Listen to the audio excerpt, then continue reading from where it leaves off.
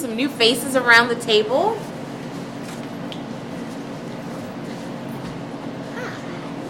All right, so welcome to Borough Board. Welcome to September 2017 Borough Board. We appreciate everyone's patience. I know that with the Jewish holidays and everything like that, we really wanted to make sure that everyone could come to Borough Board. And we also know that this week has been City Hall in Your Borough Week. And so we're also hoping that maybe some of the Mayor's Office folks would come to Borough Board or Borough Service Cabinet tomorrow to see the work that we're doing. Even though they probably won't be here, I think they're well aware of the work that our office has been doing all week. I know that I've been seeing people at various events, and I know that tonight is the big town hall in East Harlem, so I hope that folks come out for that as well. And there's just a ton of really exciting announcements and stuff that have been made this week. So, to start Borough Board, I wanted to adopt the September 28th Borough Board agenda. Second? Second. Okay. Agenda is passed. Next up is the adoption of the August 17th, 2017 Borough Board minutes, which were sent around. Any other corrections needed? Okay. Second. Second. Wonderful. The minutes are passed. So we have two exciting presentations today. I'm very excited for it. The first is we're going to have Shula Warren Pruder from our office, who's our Director of Policy and Special Projects, talk about one of our bills, Intro 1472, which is exempting certain grocery stores from the commercial rent tax. And then a little bit later at around 9:20, we will be joined by Councilmember Garodnick, who will be talking about his bill, Intro 799A, a local law to amend the administrative code of the City of New York in relation to the commercial rent tax. So they're sort of like buddy companion bills. And sort of the hope that, one of the things that we were hoping for is after this presentation, we would put together a resolution that could be passed at a future Borough Board. So it'd go to a Borough Board vote. And I just also want to, actively encourage chairs, if there is a resolution from your board that you would like to get greater amplification on to having a Borough Board vote for, please let me know. One of the ones I had the pleasure of going to CB12 this week, and one of the resolutions that they passed was on DACA and DACA recipients. And so far has been the only board in all of New York City to pass a DACA resolution. And so I saw something like that and said, hey, that might, that's a candidate for a Borough Board resolution. So again, just as a reminder, please, if there are resolutions on the board that you want us to bring to the wider board, we really welcome that. Can I say one more thing about the DACA we passed, but in June, which I think it also a very relevant resolution from the board, all the boards, is that we passed a resolution asking city agencies during our 2-month summer break not to take up, say, licensing, not to take up voter applications, things that are time sensitive that we're on break for, to not take those up during those 2 months. So I'll bring that to the board. Wonderful. So take it away, Shula. And with that introduction, good morning, everyone. I know Dan's going to talk about 799 a little bit later today. And at the very entrance of the table, you saw there were a bunch of materials that I think hopefully are helpful. One of the things this summer, our office, or previous summer, our office had researched, and then this past summer we released this report.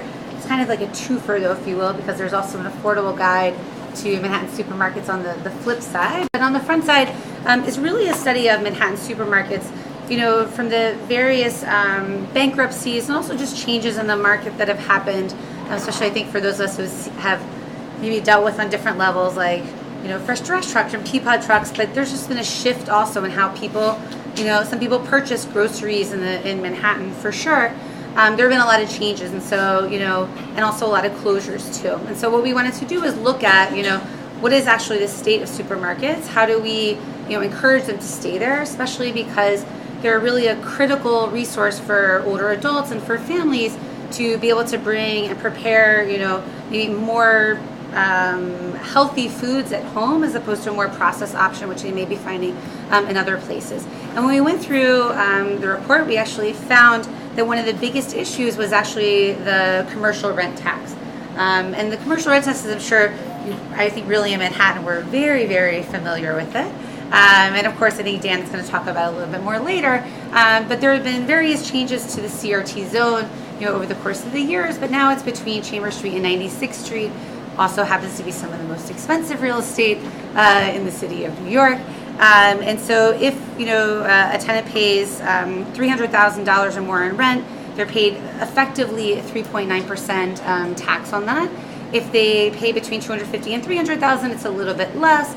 But basically, it's a tax on the most expensive property, and this particularly hits supermarkets because, as we all know, supermarkets. I kind of think of them as like small business meets nonprofit, and I love shopping in supermarkets all over. But at the same time, the baseline economic profit is 1.5% for a successful supermarket. I think Whole Foods tends to be an outlier. They make closer to 4 or 5, but they make very, very little profit. But at the same time, in order for their structure, they actually have to have a lot of space, right? Because they need to have a lot of product. So the supermarkets that are located in the CRT zone, and we found that there's 132 of those, are not only paying, they need a lot of space. They're paying in the most expensive rent in the city of New York, but they're also paying this tax on top of it as well, and also making a very, very, very small profit margin. But we want them, and we want to only encourage them. We want new ones too, but we definitely want them. And we found that again, there's 132 just within the CRT zone. And I think also it goes to say is that, of course, many of the boards within the CRT zone are represented here, but this is really not only, we think, a Manhattan-wide issue, but really a citywide issue, because people who shop or work in CRT zone businesses live all throughout the borough, and also live actually all throughout the city. But also we kind of look at things that happen in Manhattan on this level. It's a little bit more time before it happens in other neighborhoods too. And there's actually been a lot of support for not only Dan's bill but also our bill, because people recognize kind of that relationship as well. And so one of the things that we had done is work together with Councilmember Johnson, and we introduced 1472, which if you look inside the materials, there's a pile. There's actually a copy of the bill here. And 2 days before it was introduced back in February, we actually had a hearing on it, on our bill and also on Dan's bill together. And like Lucille was saying, we really see these as companion bills. Dan's going to talk more about his bill later. Gail has been a long-time supporter and advocate for that bill. We think it's really needed for the businesses within the Manhattan businesses in the CRT zone. At the same time, though, because, again, supermarkets need so much space and are therefore paying more commercial rent, unfortunately, a lot of them will actually not be covered by 799. And so that's why we see that it's a good companion bill that the two of them are together. And again, Gail is very supportive of Dan's bill. As you'll see within the bill language itself, which is relatively slim but full, is that one of the things that we really focused on, because we're not just saying any old food store, we're really focusing on what supermarkets do and why we need to keep them inside of the communities, is that some of the language, for example, really reflects like the fresh program language, like an insistence on fresh produce and on dairy products also. Also an insistence that the majority of the revenue from the store actually comes from selling produce and not, or rather from food, as opposed to other pharmacy maybe related items or other items too, because we know there are some mixed type of stores that are selling food at the same time, but they're not supermarkets. So we're really focusing this on supermarkets. Also, the stores, in order to be eligible, have to offer both SNAP and WIC. And we also have an affordability formula also that we're working on together with folks from the CUNY food policy groups and also the city agencies to figure out something that would be really streamlined. As we all know, Department of Finance really oversees this bill, but we also, when people are applying for, hopefully when this becomes law, when people are applying for it, we also wanted there to be a streamlined approach, maybe working together with another city agency who actually would audit that information. We're really happy that, and we have all the copies of their testimony in the front as well. The bill was supported by the Hunter College Food Policy Center, the Cuban Urban Food Policy Center, the American Heart Institute, Locals 338 and 1500, National Supermarket Association, the Food Industry Alliance, Red Apple Group, and also Morton Williams, amongst others. So there's a really, I think, a broad-based group of support, not only amongst the supermarkets themselves. And, it's one of those things where we try to figure out, like, okay, exactly, it's like a secret, non-secret, like, how much CRT are you paying? And the thing is, it's actually complicated, right, when they get their bill. But, there are even stores that would say they're paying, $40,000, $50,000 only in CRT. And there are owners that testified that this really, there's a lot of costs that go into making any type of business, particularly a small business. And they're really, investing in having people from the community who work there, and people, they want to be a service to the community who shop there also. But this really is a critical amount of money that they're paying, which really can make the difference, in their operating. At the hearing also, the Department of Finance estimated that the fiscal impact will be approximately $5.4 million. But that also goes without, that was a really kind of rough estimate, they said, and that also goes without factoring in like the SNAP and WIC requirements that are in the law, and also affordability as well. So it actually could be a little bit less too. And so that's really it. I'm having to answer any questions. We of course would love your support, and I can answer any questions now or also offline too. Yeah. A couple of questions. Sure. Can you just explain again why the supermarkets wouldn't be covered under 799? Sure. Basically, so right now, and this is, I can also pull in Dan Staffer as well, is that the changes, so in Dan's bill, it would go up to $299,000, I believe, for the, right, so for 250 to made $500,000. But the issue that we found in talking to a lot of the supermarket owners is that because they need a larger footprint, and also again, it's the higher thing, their average rent is actually much higher than that. Okay. So because of that, they wouldn't even really be covered by the law. Right. And then my second question is CB3, our Economic Development Committee, or the board actually passed a resolution supporting CRT. Yeah. And there was a small mention about the 1472. Yeah. But would it be helpful if we passed a separate resolution that was just focused on 1472? Yeah, that would be great. Okay. Well, I would also defer actually to my colleagues, but Yeah. that sounds great to me. Yeah. And if you need us to get you language, yeah, we can base maybe definitely with parts. help. Okay. Yeah. Thanks. Absolutely. Yeah, absolutely. Definitely, we appreciate some help with language quickly and be consistent with the awards. Do you have a time frame for when you need this kind of support? I think right now the most important time, I would say both, our office and Dan have been working really focused on this. The probably biggest timeline, or deadline is the end of the legislative session, which is going to be December. So I think definitely sooner than later, it's so important to us to really be able to show. I know this is really a topic that you've all been working on for many, many, many years. But we would really love to be able to, show that support through the resos also. So I would say as soon as possible, but that's really like the hardest deadline ahead.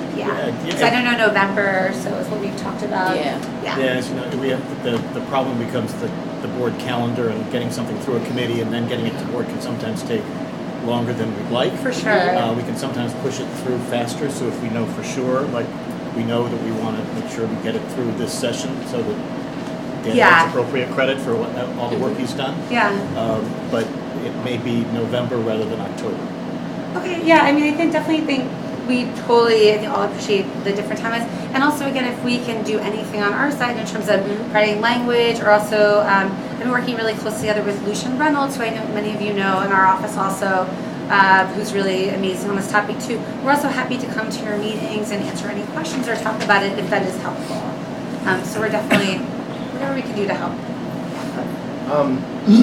I think this is great, and really appreciate the effort. I just wanted to ask a couple questions about it.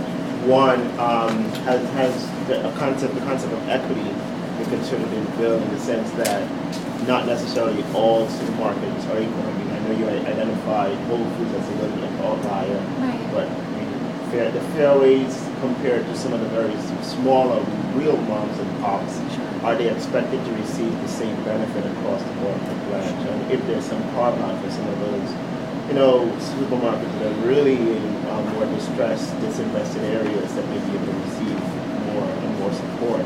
And then the other question I have is, I don't know if, I know you mentioned that you were touching base with various agencies and other organizations, whether this came through the Department of Health, because I know one of the things that you're looking to direct is health and all planning. and especially taking a look at it, especially with food insecurity and nutrition components, whether they were, if you had any contact with anyone there to kind of address them. Those are both great questions. On the first question on equity, so one of the things in the process of the hearing, right now the bill specifically tries to target affordable grocery stores, which is also begs then the next question, well, what is affordable? And affordable is so relative, right? So one of the things that it's not, it's something that we're working on in terms of what that, might be. Also, what's affordable for here is a different price than, maybe a federal index that's used, for Texas or California or even Rochester, etc. It also was raised, though, the issue of, does Whole Foods or a store which maybe has a, Amazon, whatever it's happening right now with their prices, but, do they maybe should have this, but when we really want to focus on other places, we think it's an important value that, we do talk about that actually is affordable for people who are, want to shop there. So it is something that we're trying to flesh out and figure out, what that is. So particularly the smaller stores that even more, yes, even an average store is making 1.5 probably, but really the smaller stores, the neighborhood stores are able to take advantage of that. So it's definitely a lens that we're using and trying to improve upon the bill. But that's a really great point. And then also in terms of city agencies, DOF is the agency that oversees the CRT, but in terms of the other companion agency, DOHMH has definitely been one of the agencies that we've been talking about, especially because they have a natural relationship with their fresh vending and then the fresh program also. Another agency that we looked at too is DCAS also, because they have a weights and measures unit also, so they also go into grocery stores also. And are, have a practice too of at least evaluating certain things. Because, for example, in the bill, they have to have like 500 square feet of fresh produce and be able to do that. So, if they all want to work together, I think they can be fantastic. But yeah, I definitely think your point is well taken that DOHMH does already have a very natural relationship with supermarkets. So it's absolutely one of the agencies that we're looking at to be a partner. So I think DOF would definitely prefer if another agency, had the other substantive part, I believe. And also, we don't want to be just simple pass-through, people should qualify for it. We think it's really important for the businesses, and definitely I think it would be appreciated by the supermarkets, but we also want them, in exchange for not having to pay the CRT, to really also, be investing in the community health. So I have a question. Sure. Are grocery stores above 96th Street paying the CRT? They don't. Okay, that's... And south of Chambers also. Yeah, that's what I thought. Yeah. It's a great question. Because I, in my opinion, think the biggest hardship for grocery stores above 96th Street is rent. Absolutely. Rent, and I think from my perspective and the board's perspective, we're looking at ways to provide subsidies for many of the grocery stores above 96th Street. Absolutely, and also I would say too is that one of the things that we looked at in the report is, I think a lot of us are familiar with the Fresh program, and there are several, neighborhoods in northern Manhattan that qualify, I would say, for the Fresh program. But we also think that it's really, the first time an assessment was made that, in 2008 there was a study done by the city that then in 2010 they actually created the Fresh program. But we think it's really, there's been a lot of market changes, there's been bankruptcies, also there's been a lot of pressure, right, in terms of commercial rent. Not only from other types of businesses, but particularly other large box businesses as well. And so we actually think that the city should be reevaluating the Fresh map, not only for those very particular neighborhoods that receive Fresh now, so that maybe there could be other neighborhoods, I actually think throughout the entire borough, but of course above 96th Street, that aren't currently in the Fresh zone, but maybe could be eligible and they could be benefiting, to be able to upgrade their stores, to be able to have subsidies and whatnot. But I also would say too, south of 96th Street to Chambers, rent is absolutely, one of those issues too. And I definitely don't want to minimize that. I think with a CRT, one of the things that feels particularly painful about that is not only do you have to pay your rent and all the utilities and whatnot goes in it, but then you also have to pay the CRT too. So I think rent is absolutely, it's a critical issue throughout the entire borough. But that's what we want to do is, I think, our philosophy towards this bill, and I think also this is reflected in Bill's support of, Dan's bill as well, is really, it's not about giving a leg up necessarily. It's about a level playing field and be able to be in business and thrive, as opposed to getting one up over anyone else. Yeah. What's the rationale for CRT at all, other than income? It's an excellent question. I feel like we could probably have a couple of different. I don't even know. Dan will talk about it. Yeah, I think probably Dan has some. It started at 63, as you can imagine, the city's finances were quite different. Yeah. And I think slowly, and also I'm sure go through the history of how then it was whittled away, certain parts, of course, the downtown portion after September 11th was removed also to, boost and encourage, investment in businesses also. And we think as well, it's really high time, I would say, Miguel would say that none of the borough should have to pay, CRT. We really, want all of our businesses to be here, but particularly our small businesses to be able to be here and not only, be here and continue to thrive, but also we want new businesses to be able to open too. And the CRT really is a barrier towards that. Well, thank you so much for your time. Again, whether it's language or personal time, we're very, very happy to contribute that. And also, all of my information, I should have brought my cards with me, but my name is Shula Warren. All my information, my direct contact information is on our website. I'm definitely happy, Lucia and I, to answer any questions and follow-up you might have. I think at a minimum, everybody here needs the language, correct? Right. Yeah, Right, so definitely. if we can just get them the language. Yeah, sounds great. Right? Yeah, so I just want to know what are next steps when you get us the language. Oh, sure. Turn it over. So next steps, we can help put together some sort of draft resolution to give to your respective boards, and you all as chair have to decide, which committee this might go in, and then also sort of work on some standardized language. I know that each board sort of tweaks their resolutions, and I know for the borough board resolution, we tend to do sort of one standard resolution. So we'll get you all the standardized language, and if there's something that you all want to pass for your own individual boards that tweak it, but then we also are going to have to coordinate to make sure that the borough board resolution is in one voice, essentially. But we also want your individual resolutions to, directly link to the issues in your board. We've already passed a resolution on Dan's bill. We passed a resolution last. Okay, wonderful. Yeah, if you've already passed resolutions pertinent to this, definitely make sure their office has copies of it, because as we send our language, it might be helpful to send what other boards have been doing as well. Yeah. Oh, we can do that. Okay, thank you. Would the language possibly be out within, or some language available within the next week or so? I'm actually typing to my district manager, hold the agenda. So, Yeah, absolutely. Yeah. because I would need that to, Of course, if yeah, we can sneak it through in absolutely. October. Great. Awesome. Thank you, Shula. Already on it. So If it's I'm now going to give the borough president report to just keep things moving, because I know the council member's on his way. Yeah, he said he's crossing into the building, so. He's trying to get into the building? He should be here anyway. Okay. Yeah, so I'll just go ahead and give the borough president report. So this week, we've had the Mayor's Week in Manhattan. How many of folks have gone out to events? Raise your hand if you've been a part of events. I saw you at the resource fair yesterday. I know that, there have been all kinds of announcements on, all kinds of projects that the mayor's office is doing. And so we've been very appreciative for their support this week.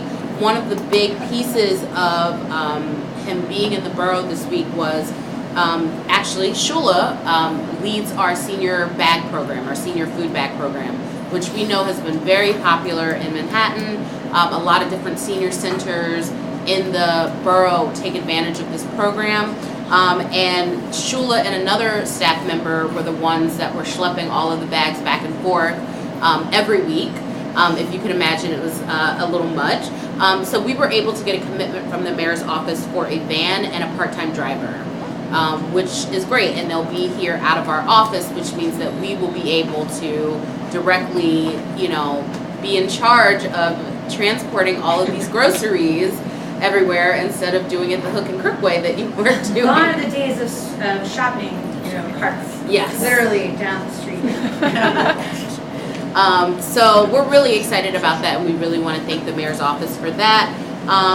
Also, we launched WardStat last weekend at the National Civic Day of Hacking. And so I really want to thank Roberta, who came and represented Board 7. I also want to thank Shah, because you had a couple of people, you had 2 members that came. Also Rick, Ashish came, which was really great, and Padmore, Alex Barrett came. And so that was really great. So you all will start sort of hearing about, and I know that you've been receiving emails about WardStat, but we will be having a training during our community board leadership training series. We really want boards to use this app. We think that it will really help your district managers when it comes to managing Open 311 requests. You'll be able to map all kinds of things, and you'll also be able to see how long a complaint has been open. And I think that, those are the kind of things that hold city agencies accountable for finding solutions. So we're really excited about it. You're going to be hearing a lot more about it, as the months go on. And, we're sort of looking to boards, the particular boards, Roberta, Board 6, and other boards, to really sort of help guide your fellow chairs and folks to use the app. Let's see. We also, our office also had an op-ed. Gail wrote an op-ed in the New York Press around our support of crosstown bike lanes. Really encourage folks to read the op-ed about it. We know that it encourages the use of, more people having access to biking, less congestion, and also encourages safety. So, please read our op-ed on crosstown bike lanes. And then also we have a couple of events. October 10th, we have a senior art show here in our gallery that's been submitted by senior, or as I like to call them, seasoned citizens. So all of our seasoned citizens have submitted their artwork, and so it'll just be focused on seniors art. So we're really excited about that. October 10th, 6 to 8 p.m. And then finally, Open House New York. And this is the exciting time that you can go on top of the municipal services building and see all of the really cool sites. And so I believe the RSVP opens October the 5th. And so you have to have a slot. Everyone's given a very specific time slot, but we host a lot of folks here. We also showcase a lot of our mapping, because we have a map room here at the office that showcases all of the old maps of Manhattan. And so we showcase that, but then also you get a chance to go to the observatory on top. So we really encourage folks to sign up. If there's anything else, we can talk offline, but I really want to thank Councilmember Marodnik for being here this morning, sir. Shula just talked about our CRT bill, and so now we welcome you to talk about your bill. Well, thank you, and sorry I missed Shula's presentation, but I have a sense I know more or less what she said, so I thank you for the invitation. I want to talk about a bill that's number 799 and 799A. So hopefully you have some handouts in front of you. We're going to walk through them pretty quickly. And the reason why I think it's an important moment for us to be talking about this is that we're coming to the end of a council and mayoral term. It's a bill which today has 41 co-sponsors. I will remind you there's only 10 council members in Manhattan. So that means we have 31 co-sponsors from the other corners of New York City to reform a tax which only affects businesses in Manhattan south of 96th Street. So it's the right moment for us to do reforms on this tax and why I'm grateful to have the opportunity to talk to you all about it. So first, what is the commercial rent tax? This is it's an odd sort of beast. It is a tax on rent. Tax on rent. That just does not exist in most places in the world, and certainly most places even in this country. It only applies to commercial businesses in Manhattan, south of 96th Street. After 9/11, there were some additional carve-outs for the area in lower Manhattan, but if you consider this a business tax in Manhattan south of 96th Street that is more or less accurate. It is a 3.9% tax on rents that are above $250,000 a year. And knowing businesses in Manhattan, you know that $250,000, $500,000 a year in rent is not a sky-high number. We're talking about small businesses when you're talking about numbers anywhere in that vicinity. The tax, the CRT, was instituted in 1963. It was a time when the city was desperate for revenue, and commercial rents were just a fraction of where they are today. And in 1995, the tax was reformed, and every borough other than Manhattan was exempted from said tax, and also Manhattan, north of 96th Street. The last time any action was taken on this tax was in 2001, when the city council adjusted the exemption threshold to $250,000 from $150,000. So before 2001, if you paid under $150,000 in rent, you were exempt from this tax, even in Manhattan. Then the city council raised it in 2001 to a threshold of $250,000. And while the thresholds haven't changed since 2001, that's just about the only thing that has not changed relative to small businesses in Manhattan since that day. The average asking rent for retail space in Soho in 2001 was less than a third of what it is today. Midtown asking rents were about half. So it gives you a sense as to what has changed in terms of the rents, where nothing has changed in terms of the tax. So, Intro 799A. This bill doubles the exemption threshold to $500,000. It's $250,000 today. This would increase the exemption. So for businesses that pay between $250,000 and $500,000, they would be exempt. Again, it's the first time there will have been any changes in this law since 2001, it will bring real relief to a lot of Manhattan businesses. There are 3,451 businesses that fall into that category, between $250,000 and $500,000, and to give them this exemption and give them this relief, it would only cost 6% of the overall revenue that the city gleans from this tax. So from a cost-benefit perspective, this legislation is a winner.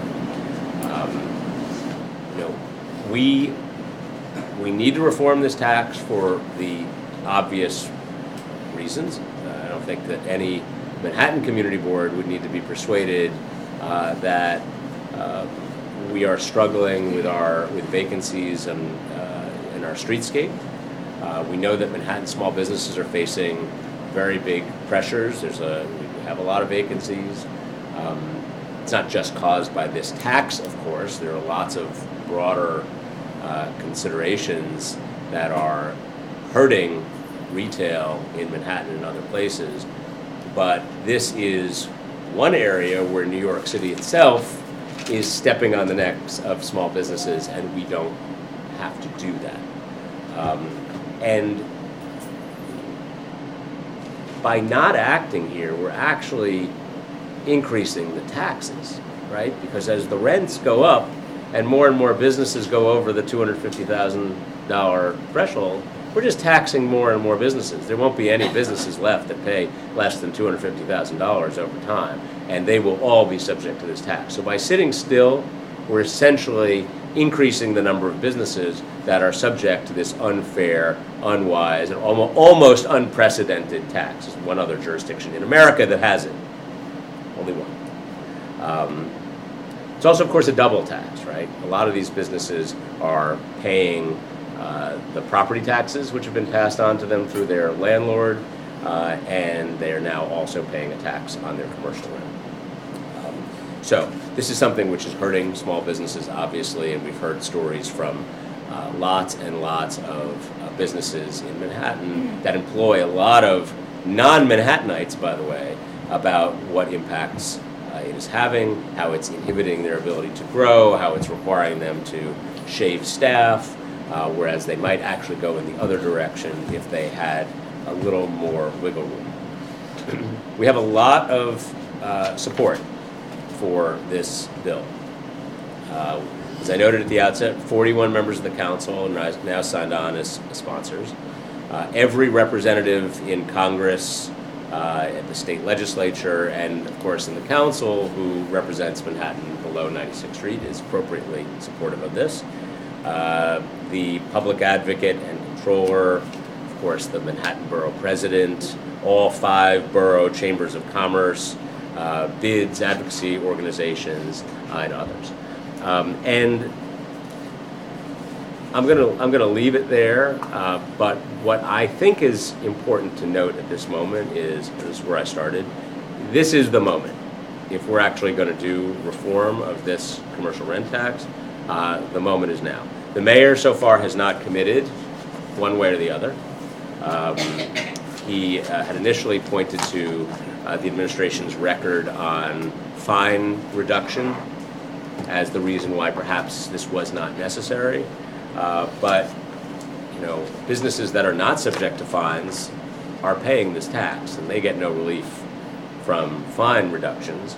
And we continue to make the case to him that this is a smart policy, inaction equals a tax hike, and it is one way where New York City can actually step up and do something to limit the pain that small businesses are feeling. So with that, I'd be happy to take any questions if you have them. Yeah, am I allowed to do the calling? Is that all right? Okay, go ahead. You mentioned that this tax is almost unprecedented. It's one of the jurisdictions. Yeah. Of course, what is that jurisdiction? Florida. Okay. Why not a bill that just eliminates the tax altogether? Considered that, because this is, it's kind of nuts that it exists. The city brings in about $750 million a year from this tax. And as much as I would love to have introduced a bill to eliminate it entirely, I felt like that loss of revenue in a single moment or a single year would be too much for the city to bear. That said, I would happily put this tax on a road toward extinction by creating milestones for it to be phased out. But I think that the first thing we need to do is, one, raise the awareness that it exists for all New Yorkers, and then two, have that broader conversation. I wanted to get the ball rolling. I wanted to help the businesses which were at that threshold now. But you are absolutely right. It's unfair, it's antiquated, and it should go. The problem is that the city brings in so much money for it. From a budgetary perspective, it would be hard to do all of this. As a last thought, it's hard to include in legislation, but it's great that the businesses are saving and these local stay alive. But is there a thought to the savings being passed on to consumers?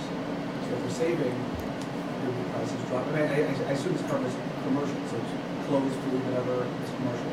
Maybe the average guy, girl gets savings that way. I mean, that is a potential benefit of this, right? At the end of the day, the city can control only some things. How exactly that money gets back into the benefit of the local economy, whether it's through additional employment or keeping businesses alive in the first instance, or passing it on as a benefit to consumers, that will end up being out of our hands. But the fundamental policy of it is we are doing things right now which are raising costs for businesses and consumers. We're putting pressure on them to close and reduce their workforce, and that's not the place we want to be. Thank you. Yeah. Often landlords are taxed and they pass the tax along as part of their lease to the leaseholder.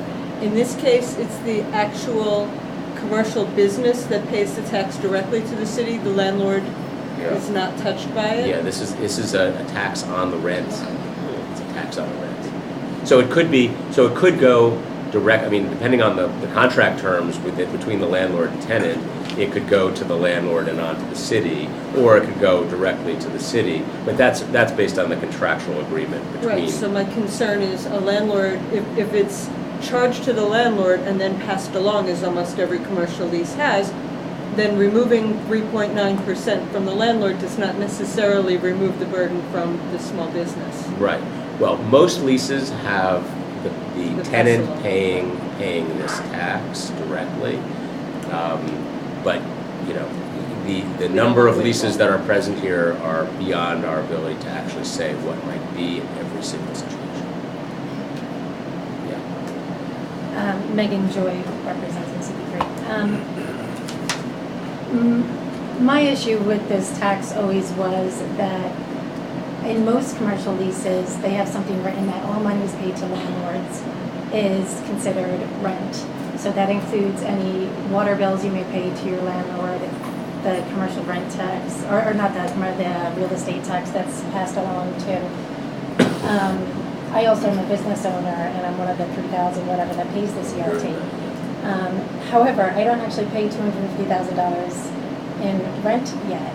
It's just that the property taxes and the water bills have put me over that level. So is there a way of separating out our portion of property taxes just to get the actual rent number, not the water bill number or the... So are you, if I understand you correctly, you think that those numbers should be separated apart? So you have your pure rent, you have then your water bill and property tax. Right, because I mean it's a true double tax if you're paying a tax on the, right, and then you're paying a tax on your water bill as well. Right. That's I think that's a fair point. Yeah.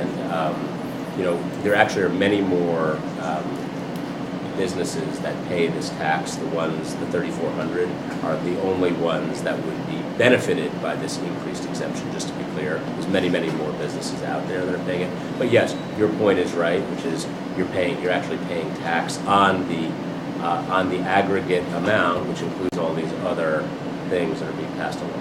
And that's one of the reasons why this is so. The other question is, I know we brought up supermarkets. I thought I read something about theaters being involved. That's another big space that pays a large amount of tax, and we're losing a lot of theaters in CB3 because of rents and taxes. And So I didn't mention it this morning, but I have another bill which we also would like to see passed, and it involves the billboards for Broadway shows, which also are paying a commercial rent tax. Broadway shows which fail regularly, and there are, I think a lot of Broadway shows thought that they were exempt from the commercial rent tax on billboards, but the Department of Finance recently said, oh, by the way, yeah, you're not.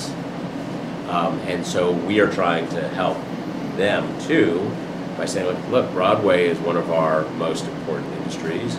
Why are we pummeling them too on advertisements on a show that may not even last a full year? So we have another bill, and I can get you the number for that, which addresses that concern. Sure. Yeah. So was there a reason why they exempted in 1995 the outer boroughs and uptown? I think the reason was that they thought it was unfair to be taxing commercial rent. But the cash cow in Manhattan was too valuable to get rid of.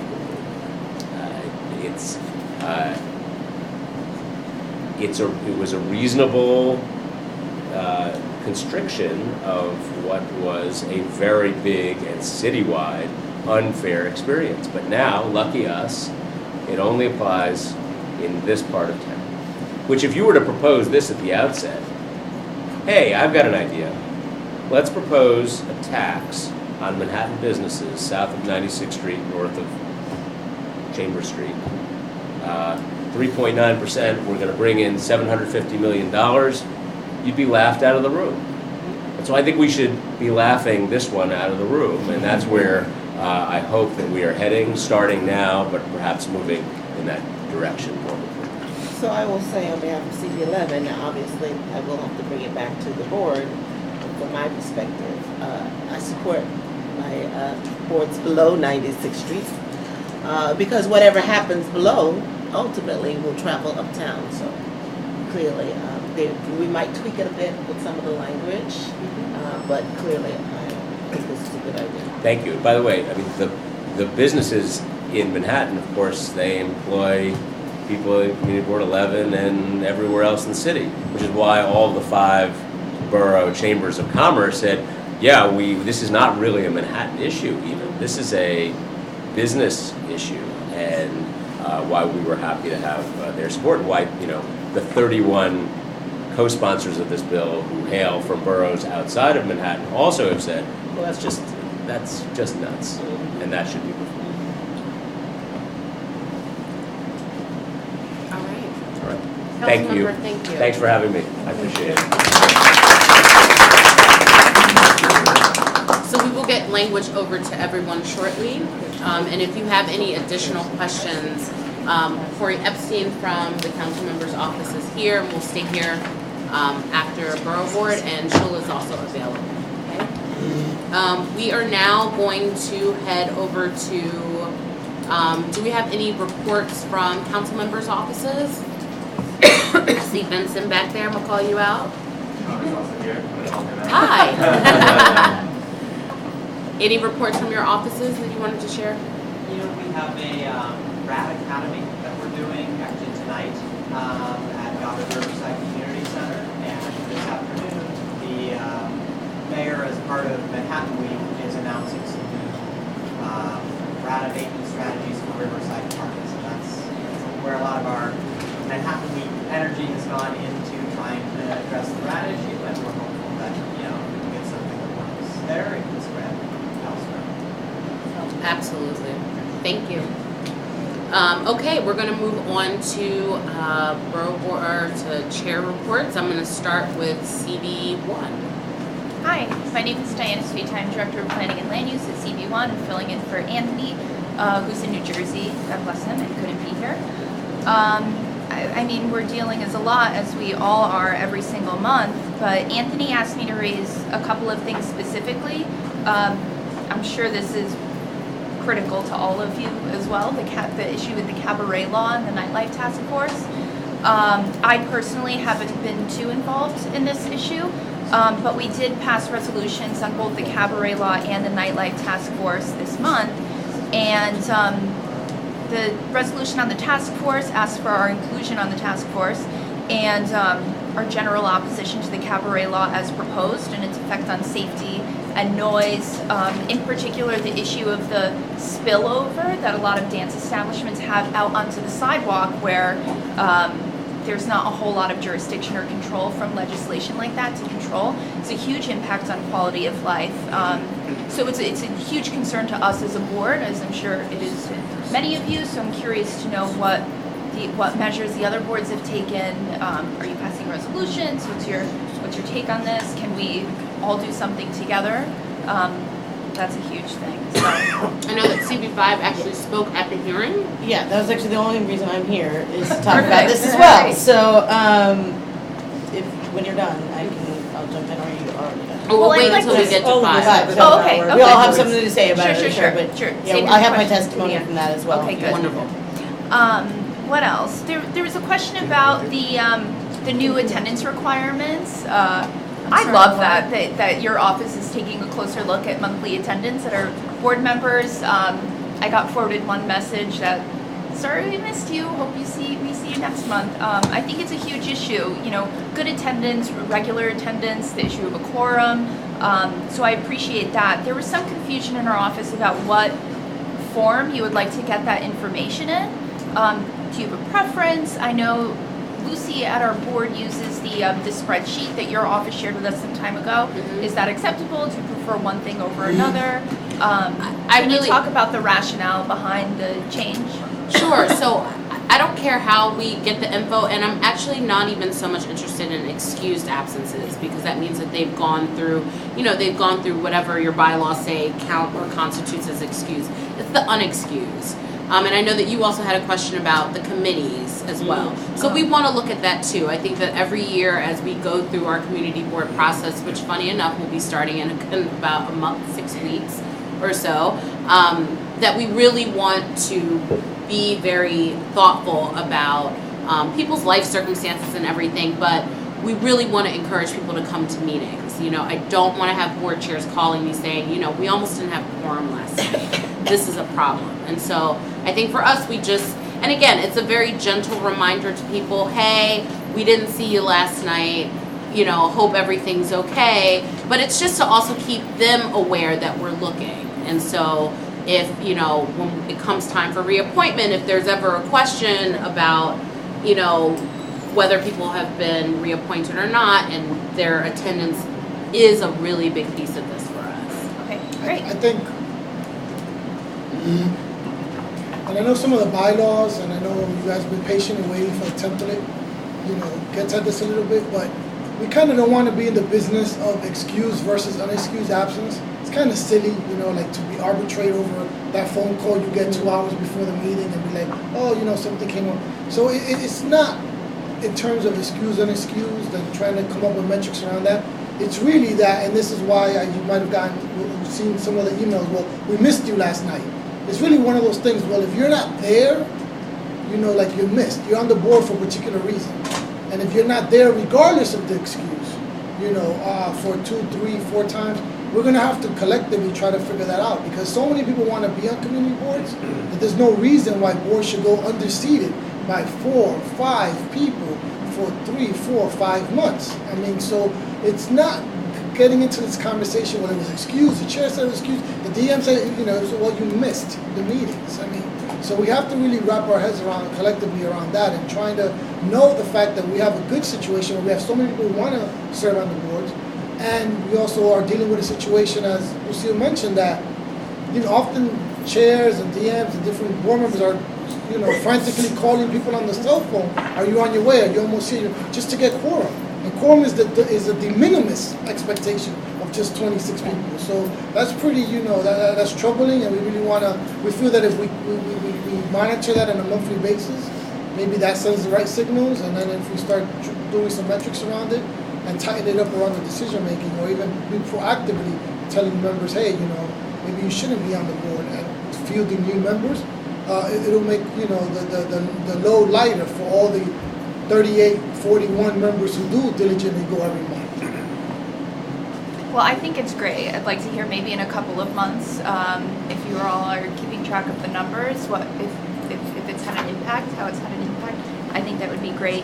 And last thing, we are, you know, the anniversary of Superstorm Sandy is coming up. I know Anthony has been working on organizing some kind of media event for resiliency, specifically in Lower Manhattan. Eastside Coastal Resiliency is well on its way. Their project is ahead of us, but you know, our project is still in the design phase, and we don't even have enough capital funding when we reach a final design. So I mean, especially with the storm season that we've had this year, people were already very nervous and frustrated about our circumstances every season since Sandy, and it's only been, you know, exaggerated now with the season and the anniversary coming up. So that is something that we're organizing. I think Anthony has spoken to Kale and our other elected officials about that. So that'll be coming up at the end of this month, next month. Thank you. Community board too. Oh, and one question: how are you guys doing in your district manager search? We're searching. We got 180 applications. Wow. We've had a few rounds of interviews, and more coming up. But I mean, all of us know it's a long process. So we're expecting at the earliest we'll have a new DM in November. More likely, probably December. Wow. Yeah. All right, Terry. CB2, we try harder. So recently, Fashion Week. I know that's affected many areas. It slammed us with huge street closures. Really, I think it's part of what I talk about almost every month, about product drops and other uses of city streets and sidewalks, bless you, for commercial use. This time, the Fashion Week disruptions, some had no SAPO filings, some had incredibly false SAPO filings. Alexander Wang thought they'd only get 75 to 199 people. The other 5,000 disagree. And it's shut down blocks, and it's really become a burden on the first responders, on the police. It's pulling resources throughout. And then, of course, the usual product drops that if you don't have them yet, you will, because it's working. And so we're seeking ways to address it, and I'm always seeking support if it should be happening in anybody else's area. I'd like to know where the spread is going, because it always will. Other things are, there's a new model, and I don't know whether or not others in this room are seeing it. In our liquor license committee, we're seeing a new model of fast casual dining, applying for full liquor licenses. Take your food and martini to go. It's just, it doesn't make sense, but of course it's very hard to keep fighting without becoming we just say no to everything. And we're not really getting as much support as I would like from the State Liquor Authority. I know that the Borough President's Office is working hard to see that we get someone on the State Liquor Authority who is from an affected area like downstate New York, because that has not been the case. So I want to offer any support that we can give in that goal. So just to clarify, are you saying that the board is not in support of sort of these to-go, having full liquor, fast casual dining with liquor to go? Just because they're not necessarily sitting there or anything like that, you don't like the concept? We take each application on a case-by-case basis, so I can't actually answer exactly what the business model is for each of this. I have just heard a rumor that a restaurant is asking for a full liquor license. It's called Taco Bell. Yeah. Yeah. So, but it's, Chipotle came to us also. We have to be able to serve martinis in these fast casual, or also sit down, is not just to go. But really the question is, and I will say one other thing, the applicants are getting really creative on zoning for liquor licenses. We just had one come to us that's seeking the meeting hall zoning, which is exempt from the 5,000 square foot rule, and they're seeking a 17,000 square foot liquor serving establishment. But oh no, it's a private club, it's a meeting hall. And maybe that's okay, maybe not. I'm not going to speak as to its advantages or disadvantages. I am simply giving the applicant props for creativity. Again, and to my colleague's point, we have an enormous concern about repealing the cabaret law without education and best practices first going out to all the places that really don't know zoning, and they don't know how to handle a dance crowd. I mean, they've had people bopping up and down, to music in their place, but the full dancing has not been allowed, and it does change the nature. So we're also wondering how this nightlife mayor will fit in and which side will be on. Something that could be helpful or it could be very harmful to over licensed communities such as Manhattan. So if there was education, if there was best practices promulgated first, then maybe we might not be as concerned. But to simply repeal a law without having some strong structure in place is a big concern. I also want to thank all of my colleagues that wrote back when I asked about liaisons to business improvement districts. I'm just to reveal, I'm working on creating some kind of document that would give parameters, because you're in a room with the bid, and the bid says, oh, we want this stoplight, it would be the best thing in the world, and now you've got somebody who's representing your board who says, yeah, that sounds like a great idea. Is that the board now weighing in before the board has had a chance to put it through their traffic and transportation, just using that as an example. So I do appreciate any and all input on what you do to keep people, especially on board, on organizations in which our liaisons have a vote, where they may be voting in advance of a board position. So just trying to get control on that. And to Aldrin's point last, we as absent with or without notice. Because I agree, we're not in the business of saying, your mother's illness is a good enough reason, your sister's isn't. Not in that business. It's let us know ahead of time so that if we're running short, which we never do, we're rarely far below 40, but I agree. I don't care to sit in judgment of whether or not somebody has a good enough reason. So, and thank you all again. Thank you. CB3. We are doing some work on we passed a resolution in Transportation Committee to increase the 14A bus services. That's the ones that kind of directly hit that Lower East Side Co-op Village area, like Stewart Park, Hillman Houses, East River Houses, and that's the only bus that they have down there. And they're almost a mile away from a subway, so it's underserved. And we passed a resolution on that. The only other thing is that the chair, Jamie Rogers, is trying to put together an interagency. Sorry, give me 1 sec. I have exact wording on this.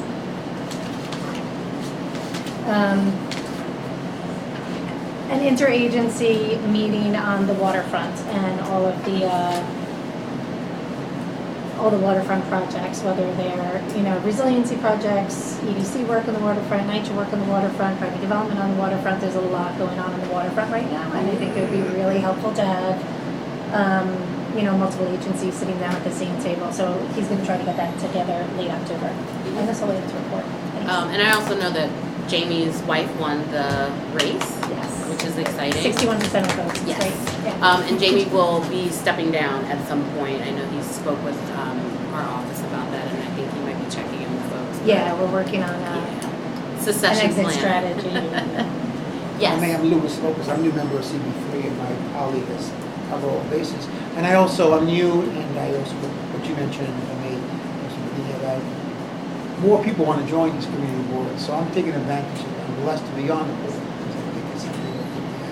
And I'm very blessed to be part of that. And on another note, CB3 just had a meeting the other day, general, full board meeting. There's a lot of support with partnering with elected officials on what's going on in the Caribbean, with release support. And CB3 has been involved in CB3. That's what I'm saying. Thank you for sharing. CB4. CB5. Hi, my name is Renee Cafaro. I'm the treasurer of CB5. I'm here on behalf of Vicky Barbero. And really, my one directive is to talk about how we are opposing the repeal of the cabaret law. I was a longtime member of the Public Safety Quality of Life Committee and all of its many, many subsequent task forces that we had. Because, obviously having Midtown, we are extremely overburdened with liquor licenses and lots of creative people. We've seen some fun stuff too. And the way we were able to sort of get areas like the Flatiron under control, which were, kind of referred to in the past as sort of clubland, which became a growing bedroom community. We ended up with sort of the late 90s, mid 2000s boom of just residents and these nuisance clubs and large areas. And one of the main things that we used as a tool was really the cabaret law. I mean, the use of the cabaret law and the understanding of the cabaret law helps us fully understand the intent and the method of operation of the applicant. Because that was always the tipping point for us. We'd have many of these gray area operators that were gastro pubs. My favorite was always the white tablecloth restaurant that really had to have a 4 a.m. license. There's just no way they could be a gourmet restaurant without a 4 a.m. license. And then you get an idea of what kind of neighbor they want to be.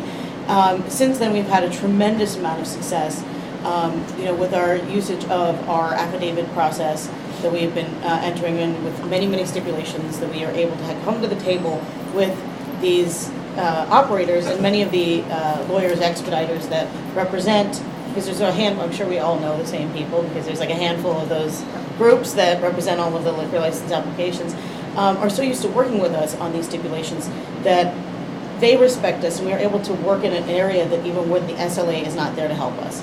So we are the first line of defense for our community, as I'm sure many of your liquor license committees are.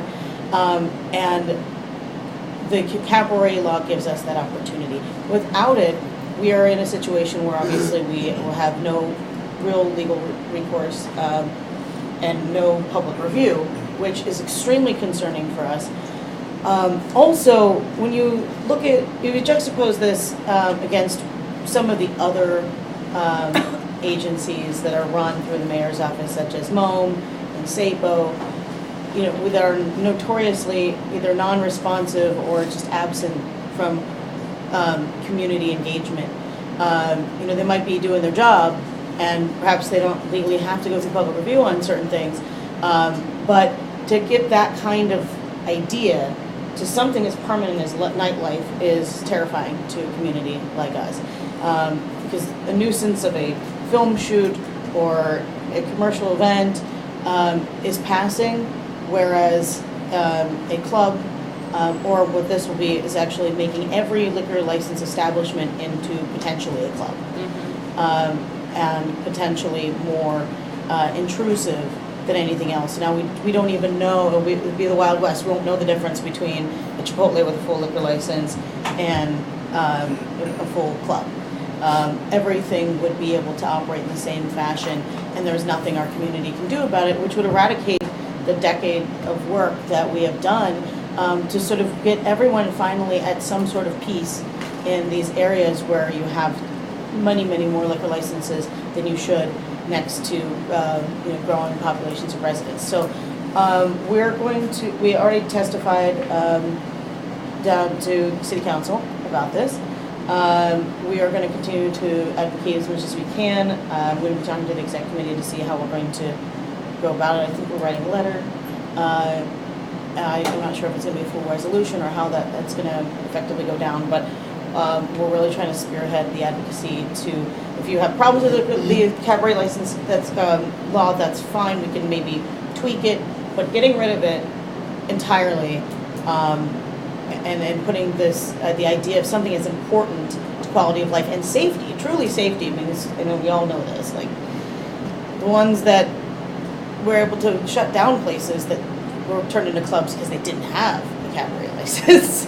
And if we don't have the cabaret law, we don't have that. But those types of places, and they get out of hand and they become unsafe for neighborhoods, you know, what do we do next? So we're going to be spearheading this. I'm sure you can talk to our district manager, Wally. I know you talked to him about this as well. So we really urge everybody to sort of support this, because I know it's actually shockingly going pretty well in the city council, which we were kind of disappointed in. So it's going to really come down to us and the communities to really do this grassroots and try to stop this. Thank you. CB6. I always hear so many things that I want to bounce off of that come up before position 6. But Tuesday night we had a town hall with the. Can you speak a little louder, because we're competing here with the air conditioning. Two air conditioners. They don't need to hear me. We had on Tuesday night we had one of the mayor's town halls with Dan Garodnick's district. Everything went very well. I hope everybody else is having the same kind of experience that we've had, and they are going around everywhere. I think they've done 35 so far. We found it helpful. A lot of people in our community who have raised issues with us got a chance to talk directly to the mayor and hear pretty much the same thing they heard from us. So it was an interesting experience, and I think definitely worthwhile. We have survived another year of the UN General Assembly opening. It pretty much makes Midtown a dead stop. But even after that, we still are having tremendous traffic problems on the east side because of the construction of the Midtown Tunnel, which backs up all of 2nd Avenue. First Avenue is affected as well. Anybody who has to go through Midtown is having this problem. We've got at least another year, probably 18 months of this to deal with, and then we know there's something else will come in and take its place. We have not done a lot with the cabaret law stuff yet, but we do need to we'll get Jesus to talk to Wally and Susan at Board 3 our neighboring districts so we have something consistent, so our borders don't become porous. But that sounds like you've all done some very good work that we could learn from, so I'd like to make sure we share that information.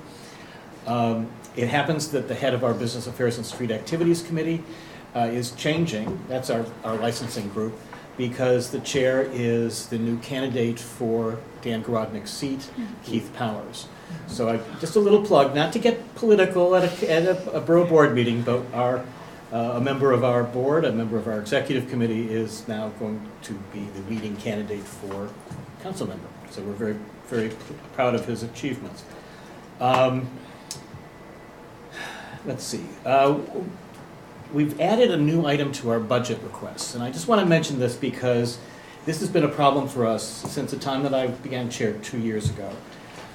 We need to have dedicated space for our district office and other community purposes, and I think each of us needs it in each of our districts.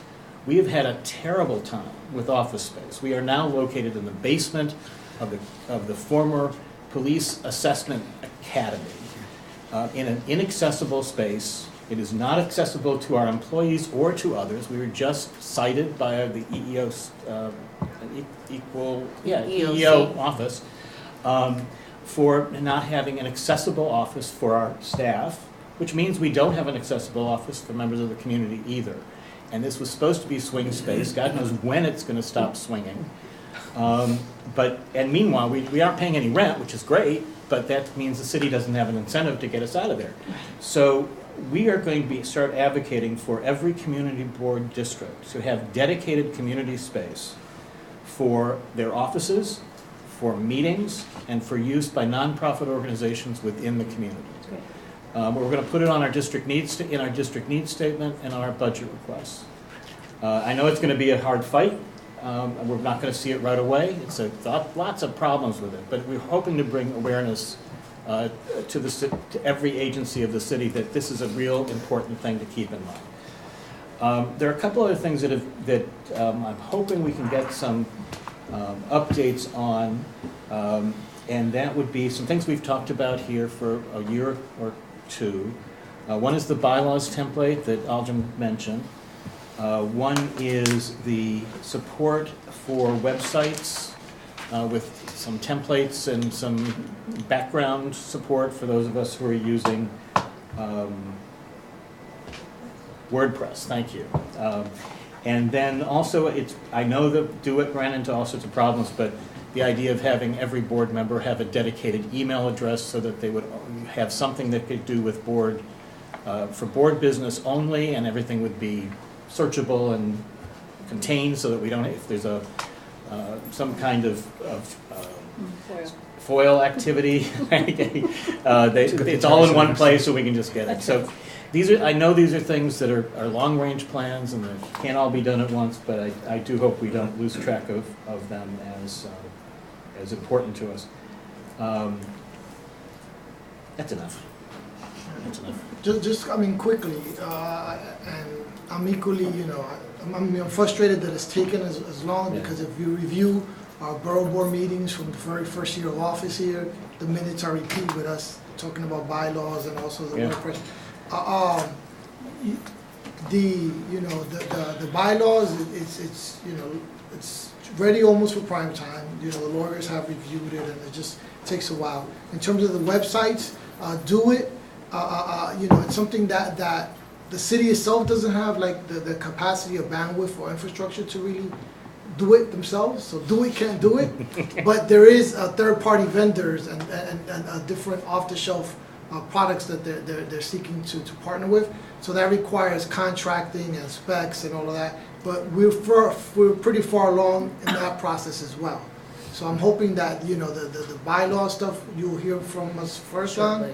The websites and the support and the WordPress that you mentioned, and the content, being able to do more interactive, updated content from the perspective of the district office itself, with all that you need, the calendar and all that stuff, that's forthcoming as well. I mean, and in terms of the emails, that's an area where we made progress in, but then we got a little bit of pushback. We got from the boards. Like originally the board said, yeah, we will all like our own emails, and then we pushed, do it, and then we had sent out an original email thing to the district manager, and then some board members was like, is this mandatory? Is it not? I already have 3 other emails. This is, so I guess we have to maybe revisit that one, because that's a situation where from one group we thought they said it was a great idea. From another group, they said, no, it's a terrible idea. And then if some do it and some don't, that might be even a more horrible idea. So we have to really revisit that one to be on common ground. But you raised 3 excellent areas where we committed to make some progress on, which we have not delivered on yet. I didn't realize, hadn't heard that there were board members or particular boards that had that problem, so yeah, that's I don't interesting. know if I characterized it correctly. It's about right. That was Interesting. CB7. Okay. So, I apologize to everybody who is now having Fashion Week in their district. Because we used to have Fashion Week at Lincoln Center, and there was a group of private citizens who had a lawsuit because it was using public parkland that was not accessible to anybody. And You're welcome. so Fashion Week left our district, but unintended consequences. We now have the old not-for-profit Big Apple Circus went bankrupt and left. And this year, the new for-profit Big Apple Circus with the same name, we found out last spring, has a 10-year contract to use Damrosch Park. And Community Board 7 was really upset because the Parks Department and Lincoln Center did not tell us until after the fact.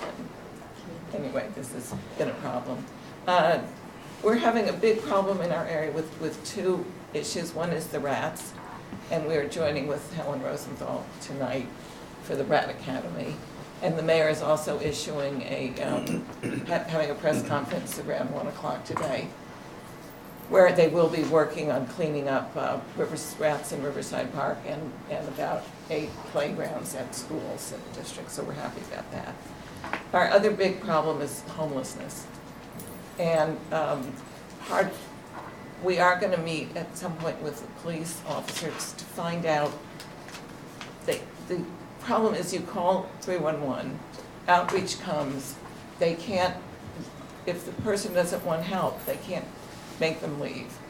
And so we have certain pockets in our district where we have a lot of homeless, including down in the Lincoln Center area. And it's a problem because there are a lot of tourists there. So that's a big problem. The new school at Riverside Center opened on time, and CB7 is very proud, but we weren't invited to the ribbon cutting, so we're trying to get a tour of the school. When Riverside Center went through Euler, our first ask was that it have a K-8 school, that it be in the first building built, and that the C of O could not happen until the school was built.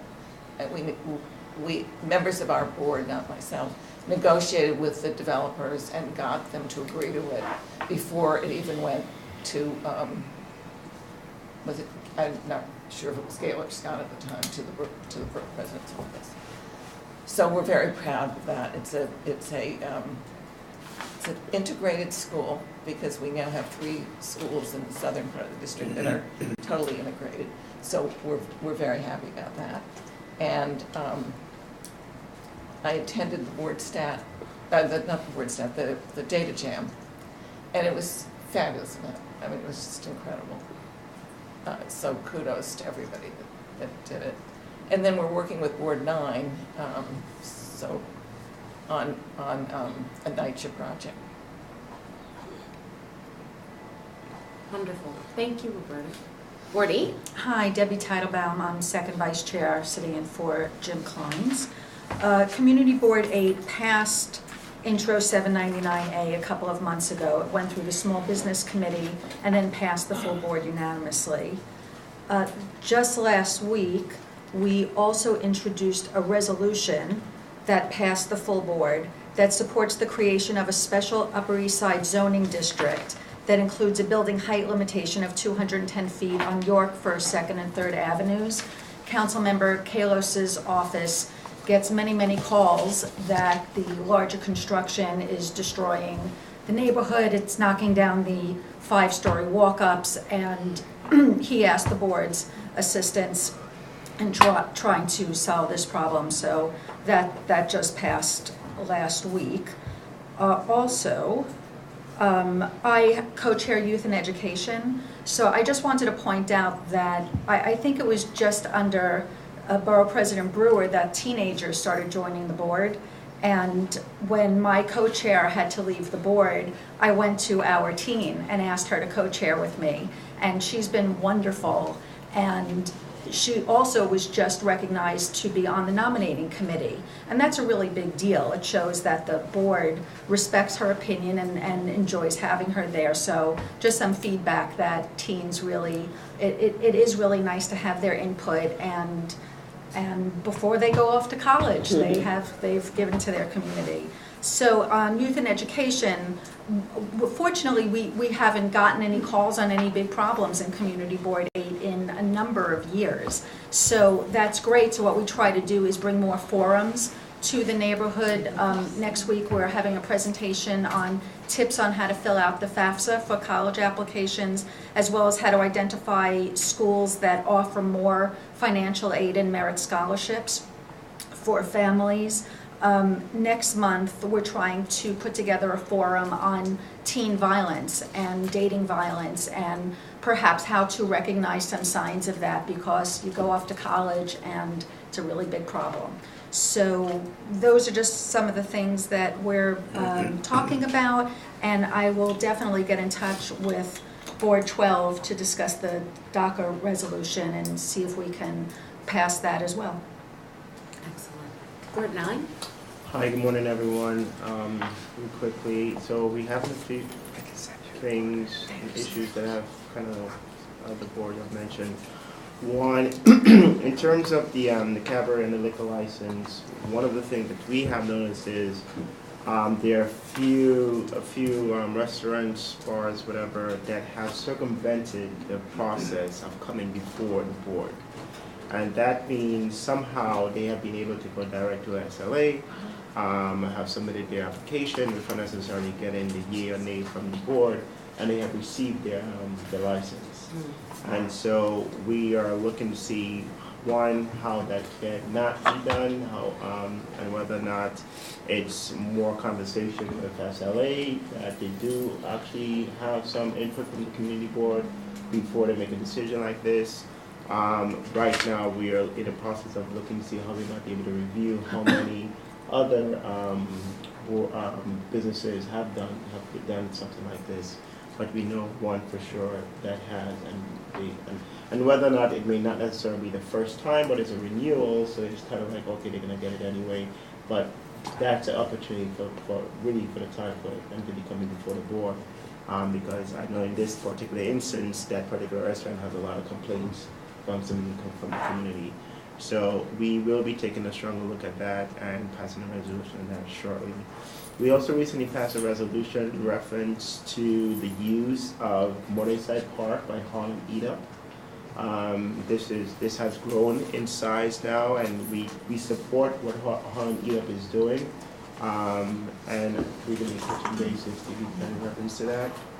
But it does bring light to a lot of the different businesses, restaurants that are in Harlem, but at the same time, it really puts a serious pressure on the park. And it's over a 3-day, well, actually it's a week-long process. The actual event is for the weekend, 3 days, but the preparation and the breakdown of the equipment and everything else, and it's heavy equipment. It's, caterpillars and everything like that is bringing the support system for the event, so that takes a toll. So we're asking, and I think usually they just give some sort of monetary compensation, but it doesn't really go into the park. And it goes to the parks, but the park, not necessarily that park. that goes in the larger coffer for the city. So we wanted to just see how we might be able to direct and address that issue. Some other things that's happening, we're working on 125th Street bid for their upcoming holiday light ceremony that happens on 125th Street. They also have a cleanup and healthy portfolio that they are doing right now. I know they're doing very closely CB10. CB9 is going to be getting involved with that as well to make it across the board and even extend it beyond 125th Street. As mentioned, we were working in CB7 for a Niger Forum that's upcoming. We have a couple of upcoming discussions with some of the tenant association presidents to ensure that we are speaking to a lot of the things that they're looking for. One of the things that we're going to be doing over the next month or so is creating a subcommittee for a long-term strategic transportation plan, and that's because city bikes that's coming in, the biking lanes, the need for biking lanes. There have been a couple of times, well, I know for sure DOT, they changed Broadway from 3 lanes to 2. They did the same thing on Amsterdam from 2 to 1.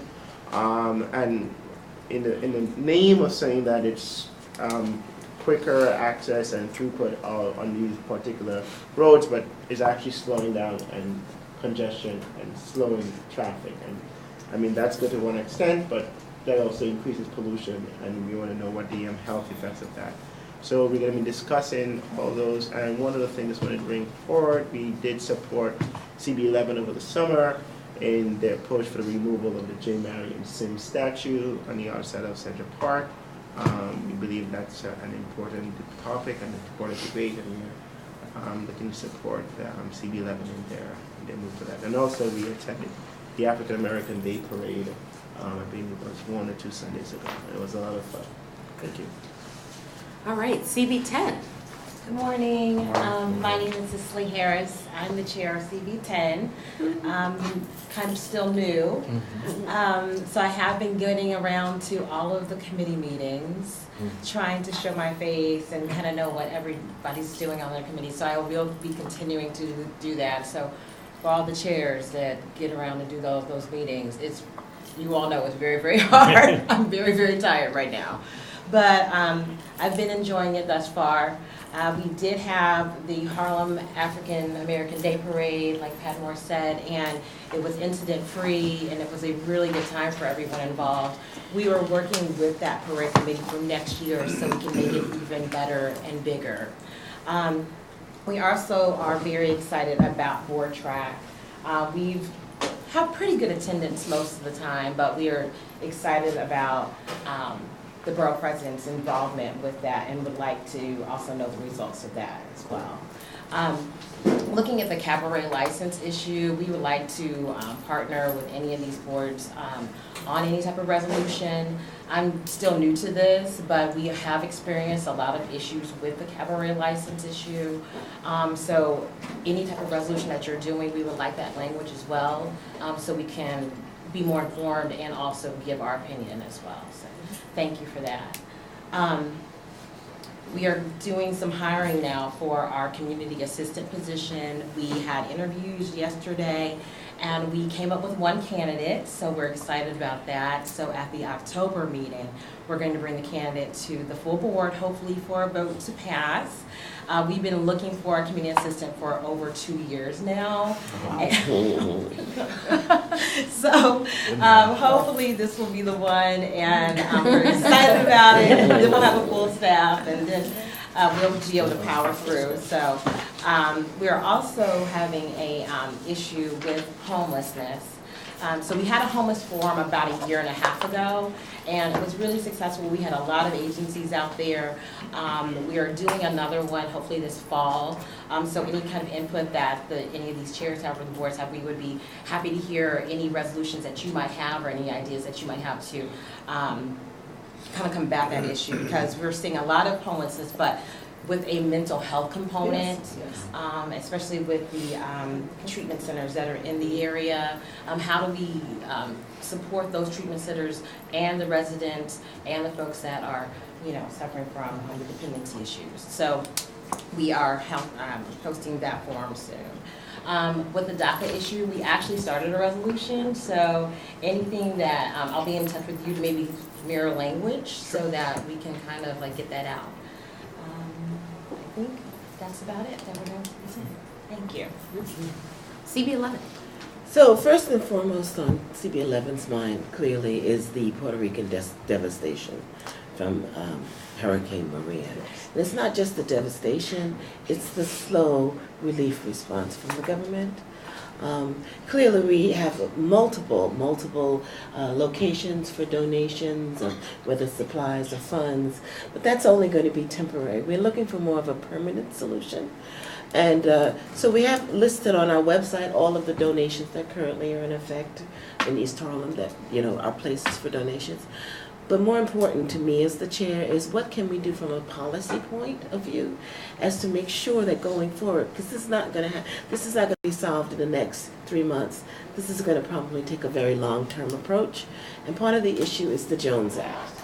And I think you've heard a lot about it, and I'm not going to spend obviously a lot of time talking about it, but clearly CB11 is going to be taking a position on the Jones Act and sending letters to our associated elected officials to work to get these waivers, not just the waiver for 3 months, because I'm hearing on the radio and television that they're going to give waivers, but give us something more long term. Because when you look at it, if only American ships can come into their port, if only American-made ships can come into their port and only crewed by Americans, it's very limited. And this is not just a relief issue. This is a humanitarian issue. So anyone and everyone who wants to participate and help Puerto Rico should be allowed to do that rather than going to Florida and bringing it brought back in. So that's all I'm going to say on Puerto Rico. Thank you all for your donations, your constituents' donations, and keep us in mind and in your prayers. The second thing it's the most important thing is that the mayor is coming and we're going to be having a town hall tonight at the Johnson houses, so stay tuned for that. In terms of, I'm not even going to speak on that, let's just wait till after it's over. Ours is fine. It'll be okay. Yeah, okay. Some new things that have happened in CB11 is that the 2nd Avenue Subway Information Center has opened on 125th Street. They opened last week. They had their ribbon cutting last week. We had a Mexican Independence Day festival, the first time we've ever had it in Harlem, as you know, East Harlem. And as you know, we have a significant Mexican population, and it was right on 2nd Avenue between 2nd and 1st and 160th. So colorful to see them dancing and doing their folklore dancing and their folklore music. It was beautiful. It's the first of its kind, and hopefully we will continue it next year. And yes, I marched in the African American Day Parade, but I marched with the Borough President's office, which had the Harlem Samba. So, and they provided the music, as I told Aldrin, for all of these surrounding dancers who had no music. So we provided the beat. And last but not least, most certainly, I appreciate the support of the Manhattan Borough President's Office, CB9, Rosenthal, Councilwoman Rosenthal, Mark Levine, and Councilman Perkins when we had the news conference about the J. Marion Sims statue. It is moving forward, and I'm proud to report that we have practically every institution on Fifth Avenue who has sent a letter in support of moving J. Marion Sims. That includes Mount Sinai, that includes Academy of Medicine, that includes the El Museo and the City Museum of the City of New York. So hopefully they will look at that, the first one. That's it. Thank you. CB12, last but not least. Good morning, everyone. I'm Shah Ali, Chair of CB12. I actually enjoy the role of closing out the board presentations because I started out with 2.5 points to make, and I now have 9.5. So I'll make it fast. First and most important, to address Terry's point and then Roberta's, Fashion Week has not made its way up to Washington Heights yet. So Alexander Wang is not closing down our streets, although Mr. Wang is always invited to Washington Heights. Attendance is always an issue with us. At our last general meeting, we had 80% in attendance, which is a high number for us. But it took about a week and a half of emails and phone calls to remind folks that they needed to be there. So at some point, we should have that high number without that high, follow-up work. We did have an interim appointment, which was very good because it didn't leave the board with someone retired from the board. So it didn't leave us with a gap. We had someone fill in right away, and I think that should be an ongoing process. I personally would not be opposed to provisional appointments. Maybe the first appointment being provisional. Check your attendance. If you're not doing it the next 2 years, that should be a point of. But although I know you already check attendance in reappointments, but just to have members have skin in the game. We have a medieval festival on Sunday. It's I think the only one in the city. Or I'm going to say it's the only one in the city. It's a fun time. 10 a.m. to 6 p.m. It's draws a crowd from city, state, all around, tri-state. Please come up. CB12 will be tabling during that event. We recently had a public hearing for the environmental study for the Inwood rezoning. We passed a resolution asking for more time for EDC for us to submit our comments and our position. We've heard a lot from residents during this process that very little outreach is being done. According to them, very little outreach is being done to them on their area, like east of Broadway and Inwood. So we're starting something which I've was inspired by, and I've told him many times, by Councilmember Ben Kalos. He does something called Ben in Your Building. Well, he'll go to your building and meet with you. We're doing something called Board in Your Building. So find us access to a building. One, get us into the building so we're not kicked out. And if you can bring in about 10, 15 of your members, we'll come to you. So that way we at least address that concern, a valid concern that folks in certain parts are not being addressed. We will literally come to their building and do it. As long as they give us the space, we'll bring the coffee. In this report, the supermarket report, I'm going to take a moment to plug CB12, and in case study 3, we saved our supermarket, and one of the collateral effects to that is that once we helped, Borough President's office, really saved the supermarket. We went to the supermarket and say, look, you got to listen to the community, what they really want. So they revamped their entire supermarket, made the aisles wider, and those are just people saying, look, your aisles are too small, we can't put or too narrow, we can't get our carts through. They offered a senior citizen discount. They have fresh produce. So the supermarkets get it, and we can certainly leverage a lot of things we want from that. We haven't done much with the cabaret law, except we've had the flip side of this argument from a lot of businesses and how the businesses are suffering because of a law that, so there has to be a middle ground, has to be a happy middle ground to serve the businesses as well as the community. The George Washington Bridge Terminal is open, operational for the buses. The businesses building out is another story. Greyhound started operating out of the George Washington Bridge Terminal. I think the ribbon cutting was today or yesterday, with destinations to Boston, Philly, and DC.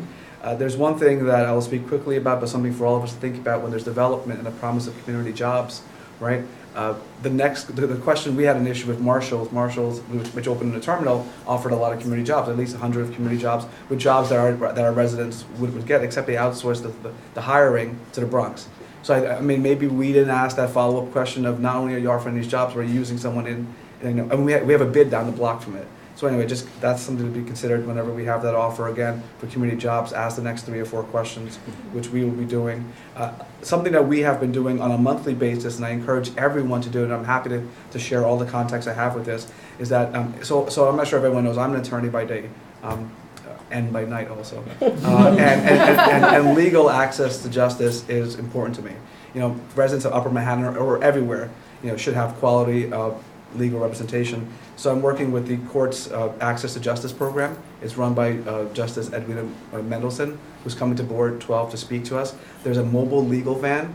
So we have residents who tell us, look, we're poor to begin with, so traveling to Lower Manhattan, having to spend time down there, buy lunch, which we all know how much it costs, those are the barriers. So we heard them. So there's a van that will literally park in front of whatever office space you have, and folks will go up there. We have this van once a month. And they will do it. So I asked and it's run by a New York Legal Assistance Group. And I asked, would it be too much to ask for once a month? They said no. I asked, would it be too much to ask once a week? They said yes. So it's between that mark. I'll share the contact. It's already set up. They'll do the flyers for you. They have a van. They only ask for 2 asks. A space, so you have your local precinct, reserve space for them, and a bathroom. With that ask, I can't imagine any of us saying no. And we would love to have them come to a future borough board right. to talk about that. So in the middle of this meeting, I sent Lucille an email. Can I get this? And so I'll do that. And also the last point. I'm sorry, what's the name of that? New York? So it's New York Legal Assistance Group, NYLAG. And it goes to something else that we've been doing. So I think all of the Upper Manhattan community boards, 9, 10, 11, 12, co-sponsored a mental health forum at the beginning of September. And it ties into teen violence, it ties into legal access, and it also ties into a story which I won't get into, but just point your attention to the first murder in a school. in the Bronx, and a lot of it has to do with teen bullying. It's a sad, sad story all around, and it's just, anyway, there's such a need for this sort of recognition. It has a need for mental health treatment and a need for proper legal intervention. I ask everyone to take advantage of that, and with that, thank you very much. And the need for social workers in school. Absolutely. Absolutely. That's a whole other meeting altogether, absolutely. Also SBS, at the budget consultations, SBS talked about their Chamber on the Go programs to support small businesses, where they literally have like a mobile unit that will come neighborhood to neighborhood. Sure.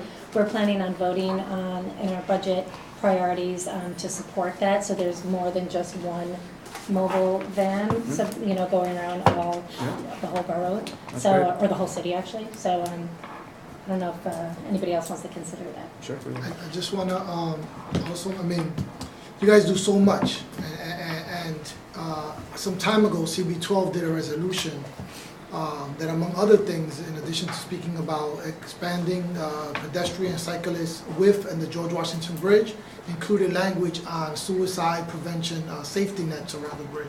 And just recently, in the last 3 weeks, the New Jersey, New York Port Authority announced that they're speeding up very quickly within, I think, months, the installation of these safety nets along the George Washington Bridge to prevent further suicides, of which we've already had, I think, 3 this year. So I know that was a component within a larger piece of resolution.